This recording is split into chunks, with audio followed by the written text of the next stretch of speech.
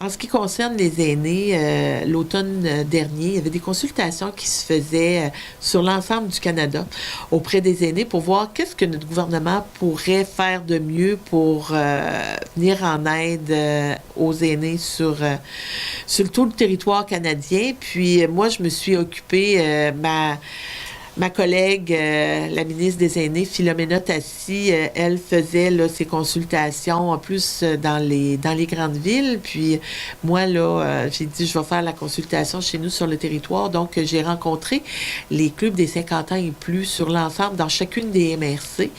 Et ce qui ressortait en majorité des gens, c'est qu'on m'a beaucoup parlé du supplément du revenu garanti, où on me disait les personnes âgées qui sont prestataires de la sécurité du revenu et qui ont droit au supplément du revenu garanti, quand ces personnes-là essayaient de voulaient retourner au travail, des fois travailler à 2 jours semaine pour aider à arrondir leur fin de mois, parce qu'on a beaucoup de gens là qui, à 65 ans, là, on se considère pas vieux à 65 ans, puis des fois, on voudrait travailler, mais pas nécessairement occuper un emploi à 40 heures semaine.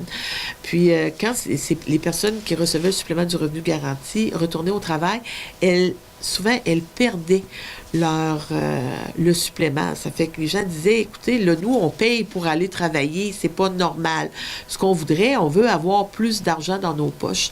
Fait que les recommandations ont été faites dans ce sens-là à la ministre Tassi, qui, elle, a fait ses demandes auprès du ministre des Finances et du premier ministre. Et on a vu là, que dans le dernier budget, effectivement, les personnes qui sont prestataires du supplément du revenu garanti vont pouvoir, on a augmenté le seuil de ce qu'elles pouvaient gagner dans l'année avant d'être pénalisées et de perdre le supplément du revenu garanti. Donc, ça, c'est une excellente nouvelle. Puis, en même temps, ce que ça peut aider à faire, parce qu'on sait qu'on est un milieu on est en pénurie de main-d'œuvre, je vous dirais, à tous les niveaux, là, puis la saison touristique, la saison estivale s'en vient. Fait qu'on a peut-être des gens qui seraient prêts là, à travailler 2 jours, une journée, 2 jours, 3 jours, semaine. Donc, ça peut être intéressant là, pour nos aînés là, de pouvoir, aider à contrer la pénurie de main-d'œuvre, mais autre chose, c'est d'avoir plus d'argent dans leur poche, ce qui fait que ça améliore leur qualité de vie. L'autre programme aussi au niveau des aînés qui était très en demande, c'est le programme des Nouveaux Horizons.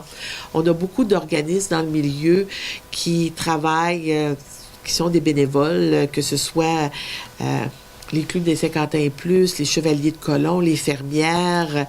Fait que des gens qui sont des bons bénévoles, qui s'occupent de la qualité de vie là, de leurs semblables.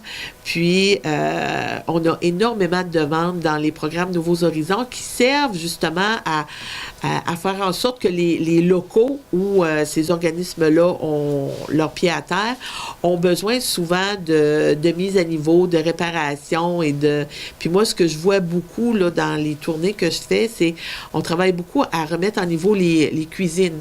Fait que d'avoir des cuisines qui soient plus accessibles, puis souvent les cuisines sont désuètes, donc on veut avoir aussi de la vaisselle, des chaudrons, on veut avoir des appareils aussi qui soient sécuritaires. Puis, ça permet aux aînés c'est des lieux de rencontre, puis ça permet aux aînés de pouvoir organiser des activités où on va partager des repas, où on va même travailler à préparer des repas pour des cuisines collectives pour les gens.